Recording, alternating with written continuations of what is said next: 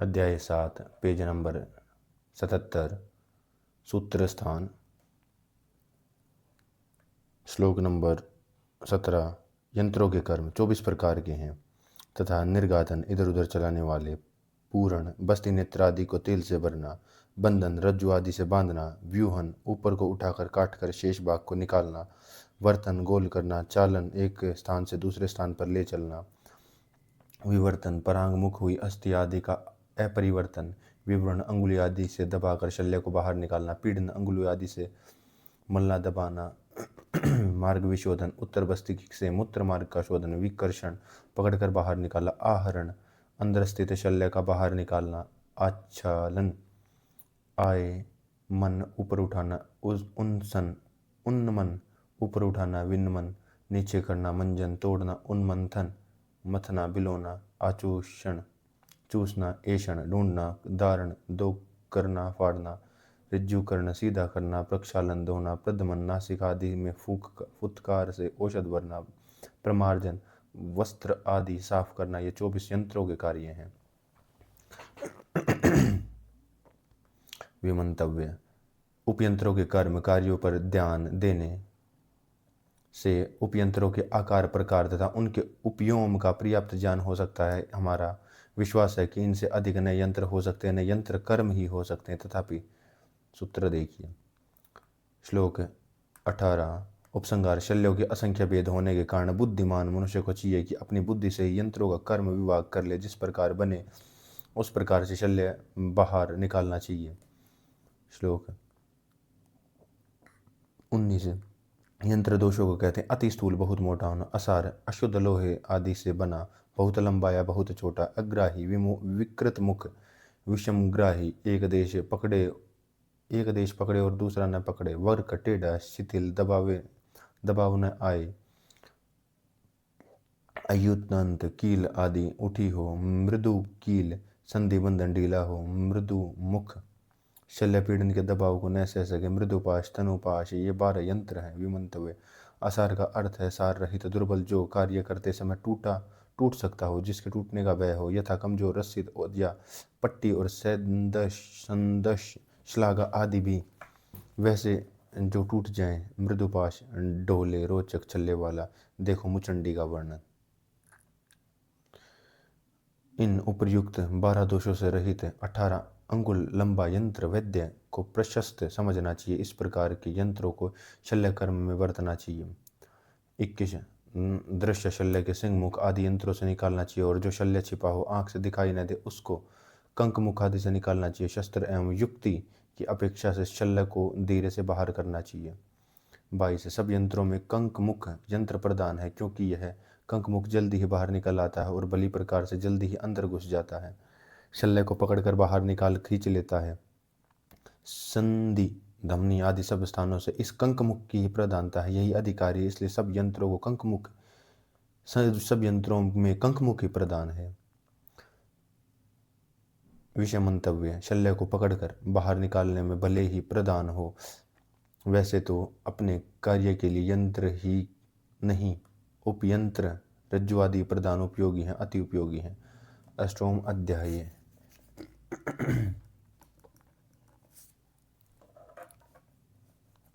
इसके आगे शास्त्र वाचारणीय नामक अध्याय की व्याख्या करते हैं, जैसा कि भगवान धन्वंतरी ने सुश्रुत के लिए कहा है।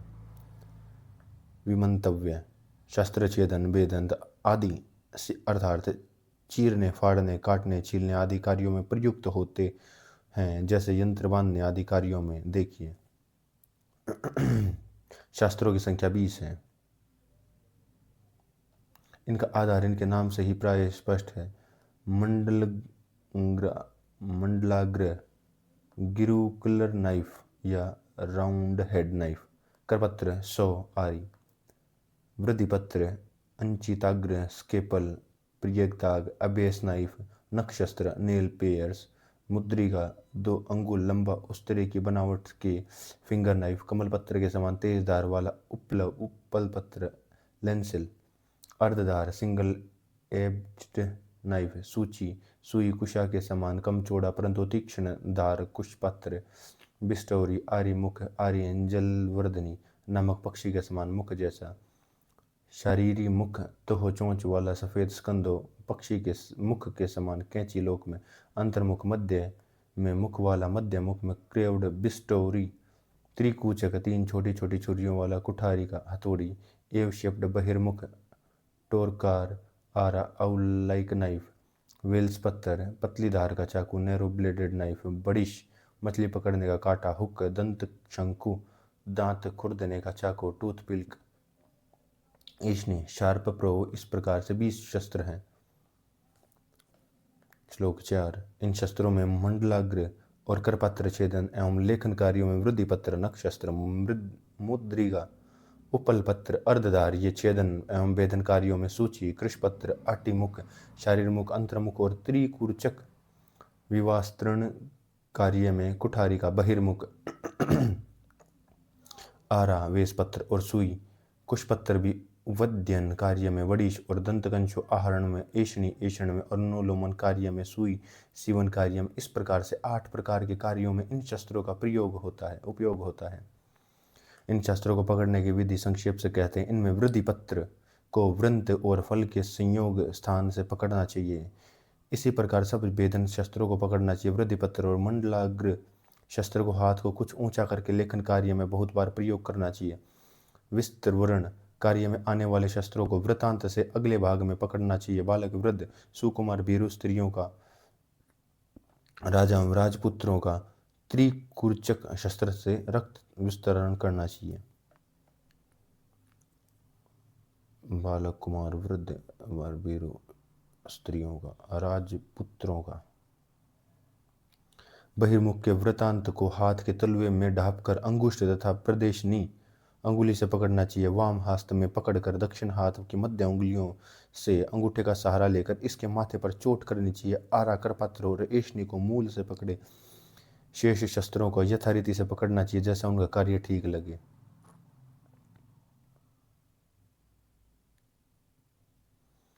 विमंतव्य वृंत शास्त्र की मूठ या वीड़ा का नाम, जहाँ से पकड़कर शस्त्र चलाया जाता है। फल शास्त्र के उस भाग का नाम जिसे छेदन भेदन आदि कर्म किया जाता है। वृंत फल साधारण भाग वह है जहाँ दोनों का संधान जोड़ होता है। चिकूर्चक वह कुची है जिसमें 2 से अधिक सुइयां एक साथ बंधी रहती हैं, जैसे गोदना या खुनने के लिए प्रयुक्त होता है। वृद्धि पत्र जहाँ पर वृद्धि शब्द वृद्धु छेदने धातु से निष्पन्न हुआ है, इसका अर्थ है वृद्धि। पत्रम अर्थात छेदन के लिए पत्र, पत्र का अर्थ है पत्र, पत्ती।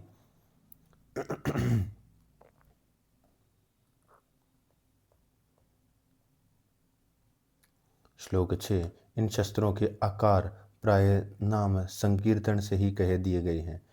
श्लोक 8। इनमें नख, शस्त्र एवं ऐषणी 8 अंगुल के होते हैं। सुइयों का वर्ण अष्टकार मध्य में कहेंगे। मृदिका प्रदेशनी तर्जनी के प्रमाण का होता है। शरीर मुख शस्त्र द्वारा 10 अंगुल लंबा, उसे कैंची भी कहते हैं। नख, शस्त्र, ऐषणी और सुई को छोड़कर शेष सब शस्त्र 6 अंगुल हैं। 8।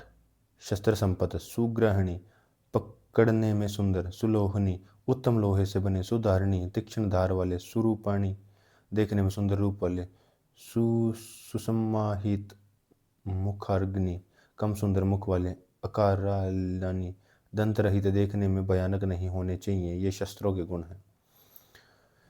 श्लोक 9। शस्त्रों के दोष। वक्र, टेढ़ा, कुंठ, खुंडा, मोटी धार, खंड, टूटा हुआ, खरधार, कर्कश धार वाला, अति स्थूल, अति तुच्छ, अति दीर्घ, अति ह्रस्व, ये 8 शस्त्र के दोष हैं। इनसे विपरीत गुणों वाले शस्त्र को ग्रहण करना चाहिए, परंतु यह करपत्र के लिए नहीं है, क्योंकि इनकी धार दांतों वाली होती है। यह अस्थि छेदन के कार्य में होता है। 10। भेदन कार्य में आने वाले शस्त्रों की धार मूसर पत्र के धार के समान मोटी, मंडलग्रा आदि लेखन शास्त्रों की धार मूसर धार दल की धार से आदि, कुटारिका, सूची, कुशपत्र आदि विज्ञान कार्य में आने वाले शस्त्रों की धार केश के समान पतली। वृद्धि पत्र आदि छेदन शस्त्रों की धार केश की आदि पतली होनी चाहिए।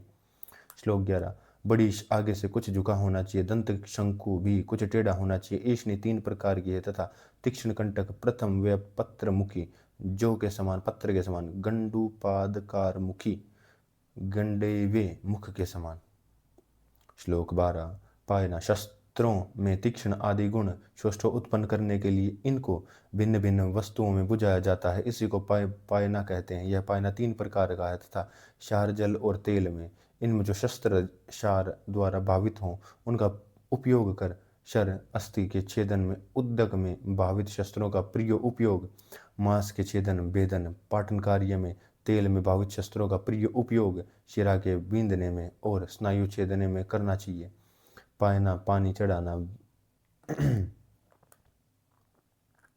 श्लोक 13। शस्त्रों को तेज करने के लिए उड़द के समान काली चिकनी पत्थर का उपयोग करना चाहिए। धार की तीक्ष्णता की रक्षा के लिए सिंबल का फलक रखना चाहिए।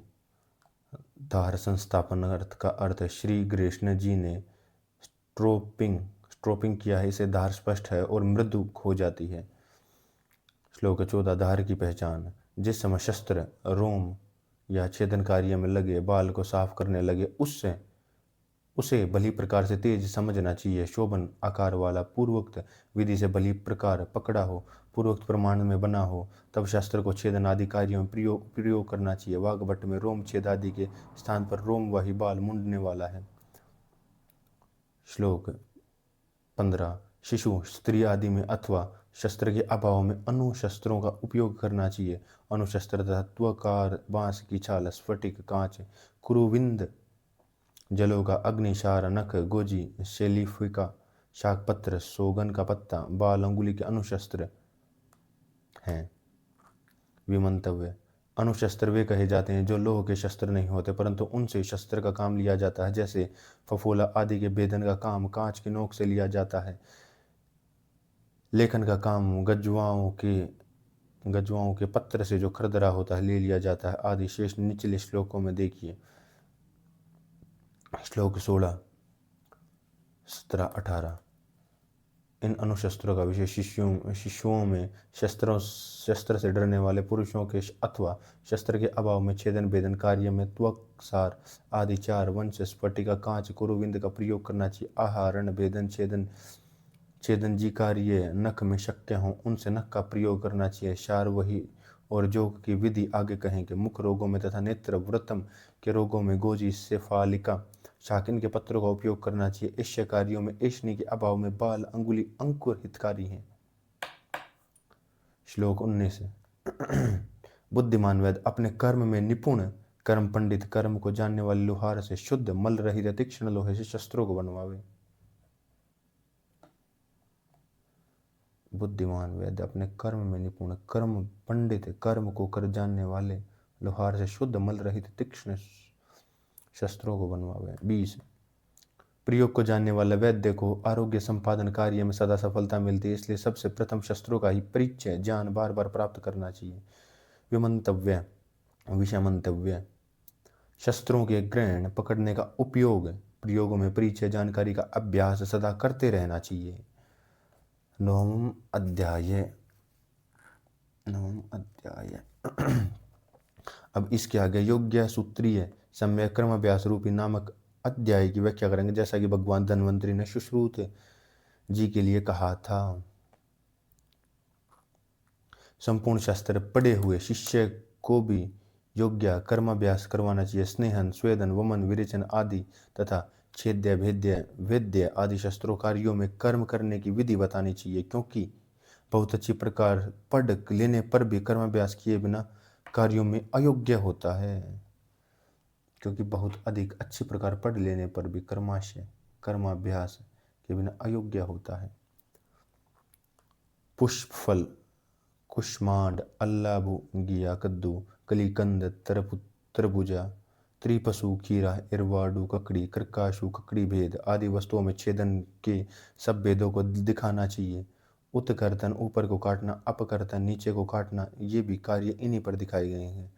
रीति, मशक, बस्ती, मूत्र से भरी प्रवेशक, चर्म निर्मित मांड आदि पानियों में कीचड़ से भरी वस्तुओं में भेदन योग्य कार्यों को, लोम युक्त चर्म को फैलाकर उस पर लेखन कार्यों को, मृत पशुओं की शिराओं में तथा कमल नाली में वेदन कार्यों को, गुण से खाई लकड़ी आदि में, नेवेणु, नल नाली एवं शुष्क अलाबु के मुखों में ऐष्णी कार्यों को, पनस कटहल, कंदूरी, बिल्व फल की मज्जा, मृत पशुओं के दांतों में आहरण कार्यों को, सिंबल के तख्ते को मोम से लिप्त करके इस पर विस्वर्ण कार्यों को, वस्त्रादि से या मिट्टी से बनी पुष्प पुरुष प्रतिमाओं के अंग प्रत्यंग विषयों में बंधन योग्य कार्यों को, कोमल चर्म, मांस पेशी तथा कमल नालों में कर्ण संधि बांधने योग्य कार्यों को, पानी में भरे गड्ढे में पार्श्व के छेद करके और अल्ब मुख आदि में नेत्र प्रवेशन बस्ती पीड़न कार्यों को दिखाना चाहिए। विषमंतव्य पंचसिंबी बिल्लव की मज्जा अर्थात बीज, मधुचिष्ट मोम से उपलिप्त तख्ती पर विस्तारण के स्थान में लेखन पाठन अधिक उपयुक्त है। ओके, उपसंहार में भी कहा है इस प्रकार से मेधावी शिष्य पुष्प फलादि द्रव्यों में यथाविधि कर्म अभ्यास करने वाले कार्यों में मोहित नहीं होना चाहिए, मोहित नहीं होता। इसलिए शस्त्र, शार, अग्नि आदि कार्यों में कुशलता चाहने की इच्छा से जिस कार्य की जिस द्रव्य में समानता देखे उस द्रव्य में उसी कर्माभ्यास से जानना चाहिए। 10वां अध्याय। अब इसके आगे विशिखा प्रवेशनीय अध्याय की व्याख्या करते हैं। जैसा कि भगवान धन्वंतरि ने सुश्रुत के लिए कहा था, विशिखा वैद्यक व्यवसाय का कर्म मार्ग का यह अर्थ है। हाराण चंद्र जी ने विशाखिका का अर्थ रोगी के घर का मार्ग किया है। श्लोक 3। गुरु के मुख से शास्त्र को पढ़कर गुरु के समीप तंत्रार्थ अभ्यास करके कर्मों को देखकर कर्माभ्यास स्वयं करके शस्त्र को बढ़ा सकने वाला, राजा की आज्ञा से सरकार की आज्ञा प्राप्त करके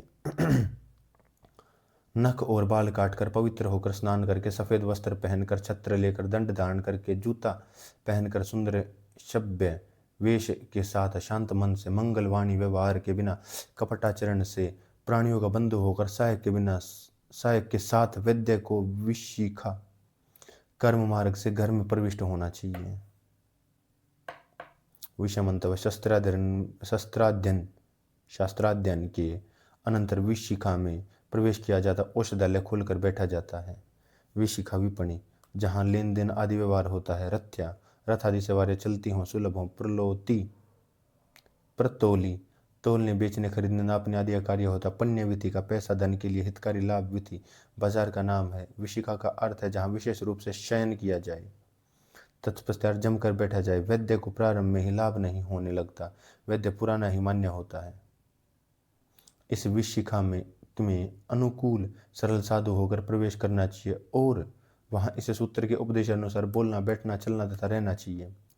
श्लोक 4। इसके अनंतर दूत निमित्त सुगंधित वायु आदि शकुन पक्षी विशेष के प्रशस्त वाक्य आदि मंगल भरे हुए घड़े स्वास्तिक आदि इनकी अनुकूलता प्रशस्त होने से रोगी के घर में पहुंचकर बैठकर रोगी को भली प्रकार देखें, स्पर्श करे और पूछे। कई आचार्यों का मत है कि इन 3 ही विज्ञानोपाय दर्शन, स्पर्श और प्रश्न से अभिप्राय करके सब रोग जानने चाहिए। यह ठीक नहीं है, क्योंकि रोगों को जानने की विधि 6 प्रकार की है तथा श्रोत्र, आंख, त्वचा, रसना और नासिका ये 5 तथा प्रश्न ये 6 हैं। चरक ने जिह्वा को ज्ञान का साधन नहीं माना। चरक ने जिह्वा को ज्ञान का साधन नहीं माना। विषमंतव्य, जब रोगी जब रोगी को देखने जाना हो तो तिथि आदि का विचार करके जाना चाहिए। ततून सम्यक का तात्पर्य है कि समाचीन अर्थात बहुत ठीक नहीं है, ठीक है तो बहुत ठीक नहीं। श्लोक 5। इनमें श्रोत्रेंद्रिय द्वारा जानने योग्य विषयों का वर्णन वर्णस्राव, विज्ञानीय आदि रोगों में करेंगे तथा स्वेन इत्यादि स्पर्शेंद्रिय द्वारा जात्व, शीत, उष्ण, सलक्षण, कर्कश, मृदु, कठिनतव आदि स्पर्श विषयों का वर्णन कफ, ज्वर, शोष आदि में करेंगे। चक्षु द्वारा जानने योग्य विषय शरीर की स्थूलता, कृष्णता, आयु के लक्षण, बल, वर्ण, विकार आदि हैं। रसन इंद्रिय के जानने योग्य विषय प्रमेह आदि में मधुर रस आदि हैं। पिपलिका में उपसरण में मधु रस का ज्ञान होता है। घ्राणेन्द्रिय से जानने योग्य विषय अरिलिष्ट लिंग आदि में अवर्ण तथा वर्णों में जो गंध विशेष नासिका द्वारा जाने जाते हैं। प्रश्न द्वारा शेष, काल, जाति, सात्म्य, चेष्टा, ज्ञान, आहार जन्य रोगोत्पत्ति, वात आदि वेदनाओं की उत्पत्ति, बल, जठर, अग्नि, वात मूल की प्रवृत्ति तथा अप्रवृत्ति, कितने समय में यह रोग इत्यादि बातों को प्रश्न द्वारा जानना चाहिए। वैद्य रोग आदि श्रोत्र आदि किसी इंद्रिय में हीन हो तो जानने योग्य बातों को रोगी के पास में स्थित पुरुष से पूछ कर जाने। उपयुक्त रोग विज्ञान के उपाय यदि स्वयं प्रत्यक्ष करने हो तो इन उपायों से इंद्रियों के इन अधिष्ठानों द्वारा इंद्रिय विषयों का ज्ञान कर लेना चाहिए। यह अर्थ श्री गाणेकर जी ने किया है।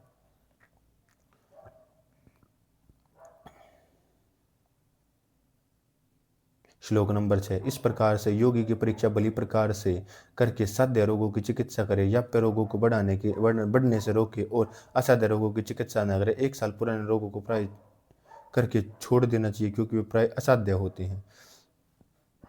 1 साल पुराने रोगों को प्राय करके छोड़ देना चाहिए क्योंकि पुराने। मिथ्या दृष्टा, ठीक प्रकार से न जाने, दुराख्याता, रोगी द्वारा ठीक प्रकार से वर्णन न किए हुए, दुष्परिमृष्टा, ठीक प्रकार से न पूछे विचारे हुए रोग विषय को मोहित कर देते हैं, धोखा देते हैं। श्लोक 8।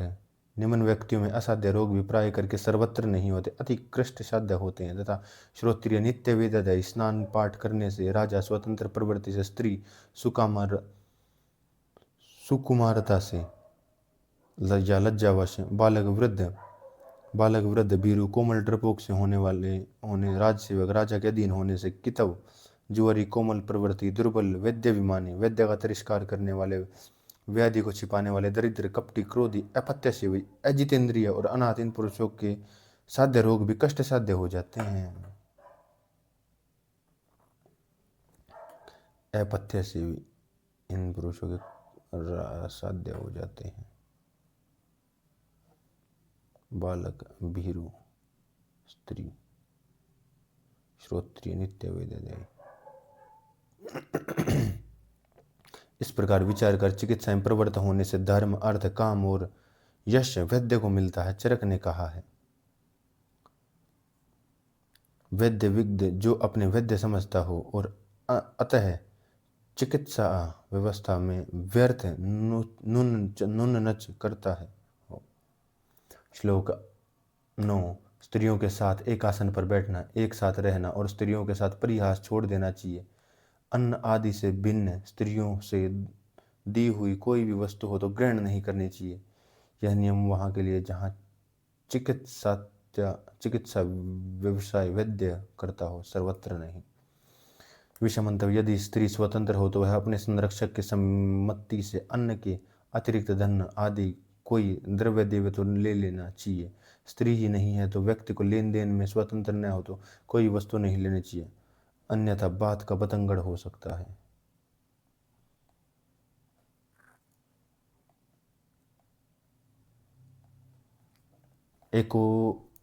एकादशो अध्याय।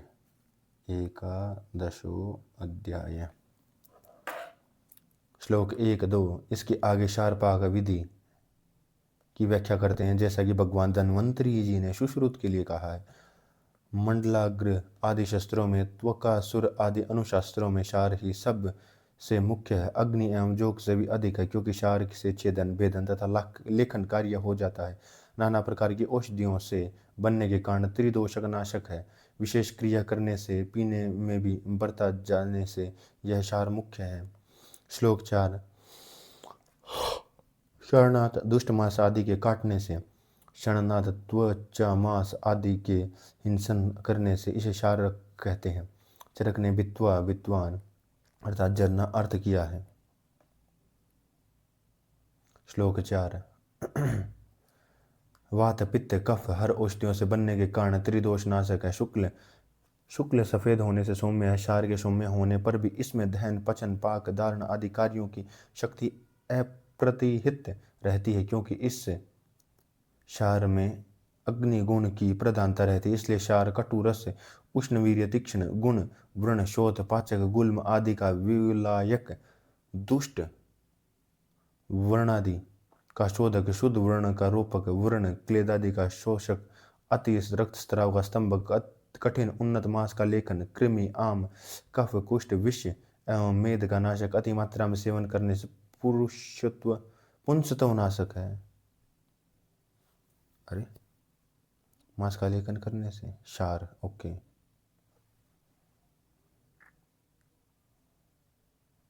पुंसत्व नाशक है। विषय, यदि क्षार को जल आदि के संयोग से मृदु कर लिया जाता है तो वह सौम्य या आह्लादक हो जाता है। यथा चूना आदि किसी भी क्षार को जल में घोलकर वृश्चिक के दंश पर सेंचने अथवा विष वेदना दाह की शांति हो जाती है। चूना आदि को किसी भी क्षार या जल में घोलकर वृश्चिक आदि शांति हो जाती है। पीने के पित्त शूल यकृत शूल शांत हो जाता है। पित्त ज्वर में प्लोत रखने से दाह का शमन हो जाता है और यदि तीक्ष्ण रहता है तो दाह पाक करता है, यह सर्वविदित है। लेप रूप में वृषशोथ को पकाता है, पक्व वर्ण का धारण करता है, चूर्णों आदि में खाने से पाचन आहार का पाचक है। मृदु क्षार वर्ण का रोपण करता है, तीक्ष्ण क्षार पूय अथच मांस वृद्धि का लेखन करता, अधिक मांस खाने से वमन विरेचन रूप से शोधन करता है और अल्प मात्रा में खाने से वमन विरेचन का स्तंभन भी करता है। विलयन, चना उड़द आदि को गलाता है। मीठा सोडा मृदु क्षार है। शोषण, जिन वर्णों में से पंछा बहता है उनका मृदु क्षार द्रव्य द्वारा सेचन करने से अथच मृदु क्षार बुरकने से पुंछ सूख जाता है। कृमि नाशन, साबुन सोडा क्षार ही होता है, वह आम को पचाता है, कफ को ढीला करता है, लेपन से दृदु आदि कुष्ठों को नष्ट करता है। सर्पदंश लगने पर विषनाशक है, नौसदार दंश पर लगाया जाता है। मेदोनाशन, पुंसत्वन नाशन, अधिक सेवन करने से कृष्टता तथा नपुंसकता को उत्पन्न करता है। तो अधिक सेवन करने से कृष्टता तथा नपुंसकता को उत्पन्न करता है। चूना कली पत्थर का क्षार है, कास्टिक सोडा लवण क्षार और सज्जी आदि रेह का क्षार है। द्विध, यह दो प्रकार का क्षार है, प्रतिसारणीय प्रतिसरण के योग्य और पानीय पीने के योग्य। श्लोक 7, इनमें से प्रतिसारणीय क्षार कुष्ठ, किट्टिम, दद्रु, किलास, मंडल, बगंदर, अर्बुद, दुष्टवर्ण, नाड़ीवर्ण, चर्मकील, तिक्त, कलाक, नेच्छ, व्यंग, मशक, ब्राह्य, वृद्धि, कृमि, विषजंतु, मणि आदि में प्रयोग किया जाता है। उपजीवा आदि 3, रोहिणी आदि 4, इन 7 मुख्य रोगों में उपजीवा, अधिजीवा, उपकुश, दंत विदर्भ, रक्तजन्य सन्निपात एवं साध्य रोहिणी रोग में क्षार का प्रयोग होता है। हरणचंद्र जी का मत है कि प्रथम शस्त्रानुशस्त्र से काम करके पीछे क्षार का प्रयोग करना चाहिए। श्लोक 8, पानीय क्षार, कृत्रिम विष, दूषित विष, गुल्म, उदर, जिन रोगों में अग्निमंद हो जाती है यथा विसूचिका, अल्सक, विलंबिका आदि, अजीर्ण, अरुचि, अनाह, शर्करा, अश्मरी, अभ्यंतर, विदृधि, कृमि, विष, अर्शुक में उपयोग होता है। श्लोक 9, जिन रोगों में क्षार निषिद्ध है, रक्त, पित्त, ज्वर, पित्त प्रकृति, बाल, वृद्ध, दुर्बल, ब्रह्म, मद, मूर्छा, तिमर, इन रोगों को आक्रांत तथा अन्य इसी प्रकार के रोगों में से आक्रांत व्यक्तियों में क्षार का प्रयोग नहीं करना चाहिए, क्षार का उपयोग नहीं करना चाहिए। इस पानीय क्षार को प्रतिसारणीय क्षार की भांति जलाकर तैयार कर लेना चाहिए। इसका विस्तार अन्यत्र गुल्म अध्याय में है। पानीय क्षार की मात्रा उत्तमा मात्रा 1 पल, मध्यमा 3 कर्ष और अध्यमा आधा पल है। प्रतिसारणीय क्षार 3 प्रकार का है, मृदु, मध्य और तीक्ष्ण। इस क्षार को बनाने की इच्छा से शरद ऋतु में पवित्र एवं उपवास करके पर्वत के समीप प्रशस्त दिन में उत्तम देश में उत्पन्न अग्नि आदि से न जले, मध्यम आयु वाले बहुत बड़े काल फूल के मूषक, घंटा पारुली वृक्ष के पास जाकर मंत्र के समान बलि कर्म करे। भूतों को दूर करने के लिए वृक्ष को बलि कर्म देना चाहिए। इसके दूसरे दिन निमंत्रण से, हे अग्नि के समान महावीर्य, तेरी शक्ति नष्ट न हो, कल्याण रूप स्वरूप यहाँ रहो, मेरा कार्य करोगे, मेरे कार्य करने के पीछे स्वर्गलोक में जाओगे। श्वेत एवं लाल फूलों से हवन करें, आहुति देनी चाहिए। इस वृक्ष को काटकर टुकड़े करके इन टुकड़ों को और छोटा करके वायु रहित प्रदेश में एकत्रित करके चूने के पत्थर डालकर तिल नालों से जलाएं। अग्नि शांत होने पर तिल नालों की भस्म और भस्म शर्करा पृथक पृथक एकत्रित कर लेनी चाहिए। इसी मूषक की विधि से कुटज, कूड़ा, पलाश, डाक, अश्व, कर्ण, शालवेद, फरहद, विभीतक, आरगवद, अमलतास, तिलवक, अर्क, आक, स्नेही, थोर, अपामार्ग, चिरचिटा, पटला, नक्तमाल, करंज, वृक्ष, वाशा, कदली, चित्रक, पुतिक, नाटा, करंज, इंद्र वृक्ष, कुटज, भेदज, अफ्तोर, शारीवा, अश्वमार, केंद्र, सप्तपर्ण, सत्वन, अग्नि, मंथ, अरणी, गुंजा, कोशातकी, 4 प्रकार की, बृहत फल, श्वेत पुष्प, पीत पुष्प, अल्प फल। इन वृक्षों को मूल, पत्र, फल, शाखा समेत जलाना चाहिए। वाघवट में काकजंगा और यवशकुनाल अधिक हैं। वाघवट में काकजंगा। ओके। क्षार दहन करने के पश्चात 2 भाग मूषक भस्म, 1 भाग कुटज आदि भस्म अथवा दोनों परस्पर समभाग मिलित 1 द्रोण भस्म लेकर 6 द्रोण पानी में मिला देना चाहिए अथवा दुंदुभि, स्थावनीय कल्प में यही विधि से मंत्रों द्वारा 21 बार छान कर बड़े कड़ाहे में